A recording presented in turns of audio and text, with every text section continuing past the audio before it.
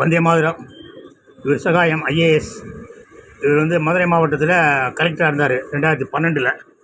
அப்போது பயங்கரமாக ஆராய்ச்சி பண்ணி 16,000 கோடி கிரானைட் கொள்ளை நடந்திருக்கு அப்படின்னு சொல்லி அரசுக்கு அறிக்கை அனுப்புகிறாரு சீஃப் செக்ரட்டரிக்கு. அந்த செய்தி பத்திரிகையில் வந்தது.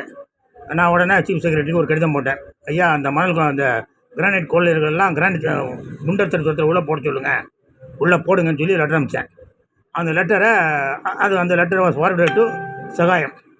அவருக்கு அனுப்பிச்சாங்க. ஆனால் அவர் குண்டர் திருத்தத்தில் அவங்க யாரையும் உள்ளே போடலை, யாரையுமே உள்ளே போடலை. 16,000 கோடி அடிச்சிருக்கான்னா ஒரு உண்மையான நேர்மையான ஒரு அதிகாரியாக இருந்தால் என்ன பண்ணியிருப்பான்? குண்டர் திருத்தத்தில் உள்ளே போட்டிருப்பான், போடலை.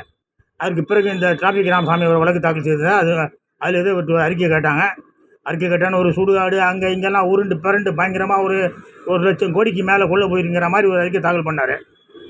தாக்கல் பண்ணி நடவடிக்கை எடுக்கலை. ஒன்று அந்த டிராஃபிக் ராமசாமி ஒரு மாதிரி. ஆனால் இவர் உடனே என்ன பண்ணியிருக்கணும்? நான் கொடுத்த அறிக்கை மாதிரி என்ன நடவடிக்கை எடுத்தீங்க அப்படின்னு கேட்டுக்கணும். இவர் அதெல்லாம் விட்டுட்டார். மக்கள் பாதை அப்படின்னு சொல்லி ஒன்று வச்சு பயங்கரமாக வசூல் பண்ண ஆரம்பித்தார்.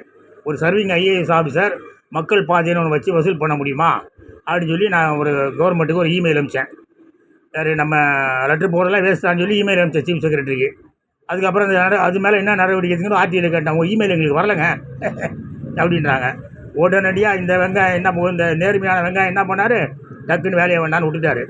ஒன்றும் இல்லையா, ஒன்றும் குழிமொழி போகலை. ஐயா நீதியரசர் அவர்களே, இவருக்கு உத்தரவு போட்ட நீதியரசர் அவர்களே, மக்கள் பாதையின் வங்கி கணக்கு என்ன, என்னன்னு கேளுங்க, தயவுசெய்து கேளுங்க. இவர் கதை முடியும். ஜெயஹிந்த்.